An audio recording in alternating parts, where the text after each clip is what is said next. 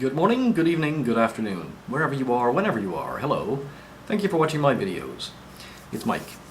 It's June 8th, 2009. Now, here's a couple of stories, a few stories I've been looking at over the last week or so. Now, the first one is about the swine flu. Now, there's a report that came out on the BBC, a blogger, Fergus Walsh, had a blog up basically saying that the pandemic is predicted in the autumn. Effectively because the flu virus needs time to mutate, and also for a drop in vitamin D within people's bodies, although they don't really mention that. But anyway, so it's been put on hold. Another report in the recently is that a lot of hospitals in the UK aren't testing respiratory infections for the swine flu because they figure it's something else, so they don't bother testing for it.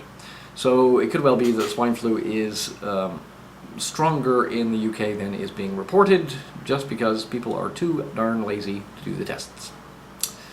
Oh joy. Now, about a week ago, there was a report that came out from an outfit called Keep Britain Working. Basically saying that 1 in 4 distribution workers get pay cut.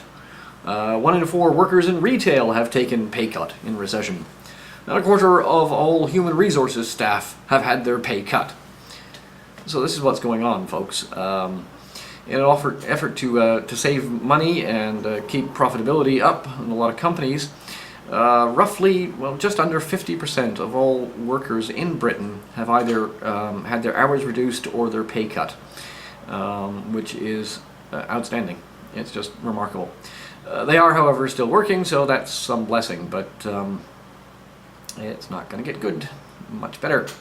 Now, Honda has reopened their factory in Swindon, which seems to be doing quite well. Honda, of course, hasn't had as many problems as GM and Chrysler recently, so they anticipate that the Honda brand will do okay in UK and Europe. However, UK manufacturing shrinks at slowest pace in a year. It's still shrinking, folks. It's like, oh, good news, it's not shrinking quite as badly. It's still shrinking quite badly. Now, today, LDV is a truck maker. They make vans and small trucks and things in the UK. Now, they've been trying desperately to keep out of administration for a long time. But their biggest customer base is what is affectionately termed white van man in the UK. So your smaller plumbers and construction people and so forth. Rather than going and buying new vans, they're just buying older clunkers and running them into the ground, which is what normal, sensible people would do, because they really don't have the cash to throw around. So LDV has gone into administration, which could cost somewhere in the order of 4,000 to 5,000 jobs across the UK. 850 workers in Birmingham, and also another 4,000 across the UK in dealerships and their supply network. So, this is going to be interesting, what happens after LDV files for administration. Now, one of the other stories that really caught my eye was this one. Recession shrinks number of top taxpayers. Now, in the UK, you have to make a certain amount of money, but then you get nailed with a 40% tax on earnings above, I don't know what it is. I don't really pay attention. My tax money is just sucked out. I really don't even look at it. However, the government, in an effort to raise the money, announced a few months back that they're going to, back in the budget, that they're going to increase the top tax rate to 50%. Well, this article points out that they're not going to get much money from that because a lot of the top taxpayers are no longer paying top taxes because their bonuses have been cut or their pay has been cut. Guess that grand plan's not going to work, folks. Mr. Darling's going to have to go back to the drawing boards for that one. Small firms put off paying £2.5 billion in tax. Now what this is a restructuring of their tax payments, so that smaller firms, small businesses, etc., self-employed people, have had their VAT, value-added tax, and their normal tax returns restructured so they don't have to pay it right away. This has caused a serious cut in the amount of tax revenue coming from this sector, down by £2.5 billion. this is going to have a serious knock-on effect to the amount of debt that Britain is accumulating, and could very well be one of the triggers for a downgrade of the sovereign debt of the UK. Now, what's been happening in the States? Of course, Treasury yields have been increasing slowly but surely. Somebody finally noticed this morning and had a big article in Market Watch, and also an article in Wall Street Journal, which unfortunately is paid content and I can't link here, but never mind, which seems to have gotten the stock market completely in a tizzy. Lots of different stocks were falling today on the Dow Jones and S&P 500. And right at the end, everything spiked up in financials. Must it bear repeating? There's an outfit called the Plunge Protection Team.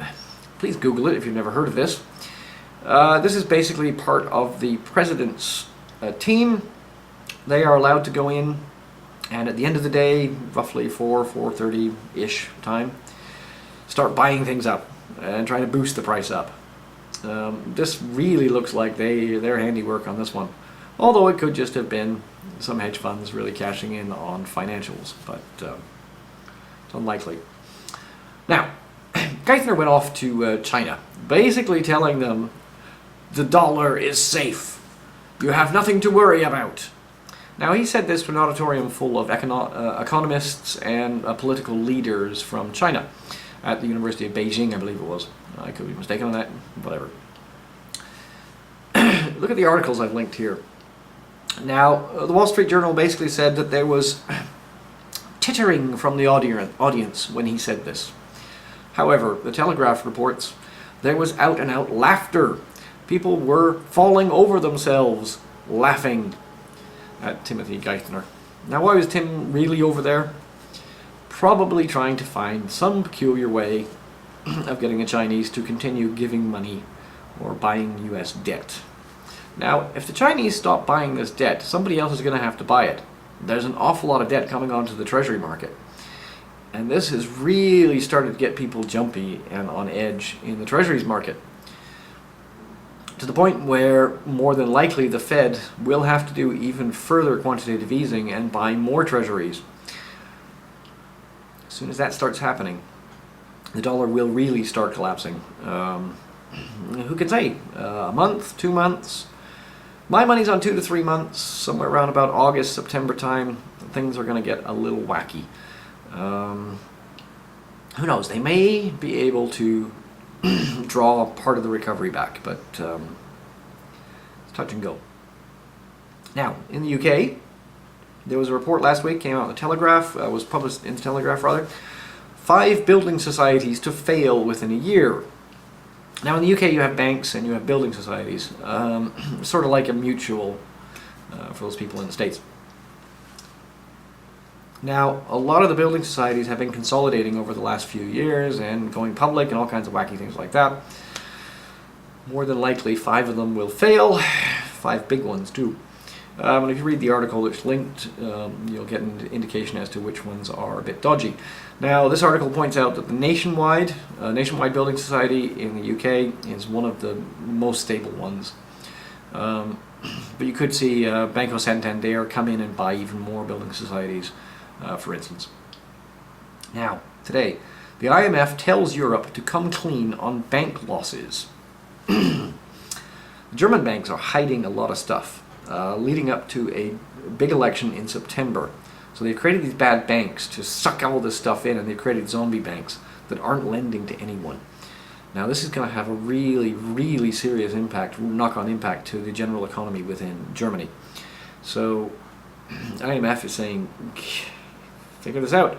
Dominic Strauss-Kahn is really pointing out what kind of problem this is. Now Ambrose Evans-Pritchard had an article a few days back about all the problems within Europe and about Eastern Europe being linked into Austria.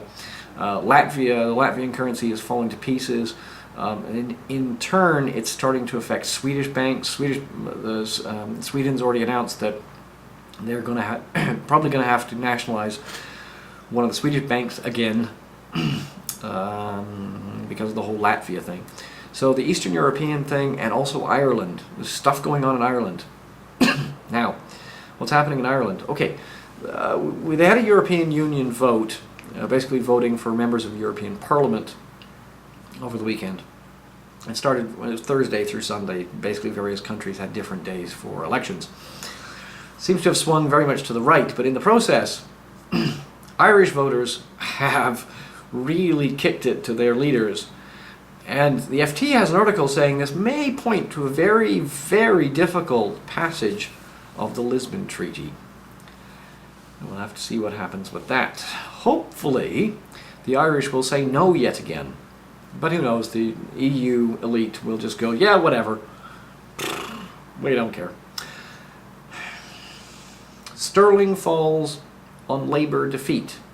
Now, the Labour Party in the UK has been up and down. You know the expenses thing? There was all kinds of expenses scandal going on in the UK. All kinds of ministers from the UK government have resigned. And in turn, there's been calls for the Prime Minister to resign. He probably won't. He made a passioned speech today, evidently, which seems to have convinced enough MPs to not ask him to step down. But there is a general election coming, which is necessary, and so they're all in recovery mode right now. In the meantime, while all of this turmoil is going on with the Prime Minister's cabinet and all that, sterling has started dropping again compared to the euro and the dollar. Now, back to Ireland. Standard & Poor's has downgraded Irish debt again. So they're no longer AA positive, they're now AA negative. But they're still crap. This is not good. And if they keep getting downgraded, there's going to be a problem with Ireland in a serious way. It's already having a knock-on effect into the UK.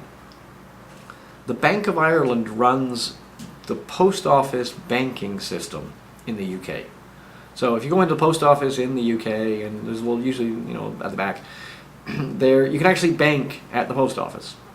Well, what's backing that up is the Bank of Ireland. The Bank of Ireland has been downgraded again, as have a number of other Irish banks. It's about to kick off in a big way in Ireland. Now, Ireland will have a knock-on effect across Europe as well. And once that goes, you're going to start seeing bizarre things happening in the UK. And when that happens, people are going to rush out of the pound and the dollar. Okay, folks. Peace, love, understanding. Think about things. Keep watch. Bye.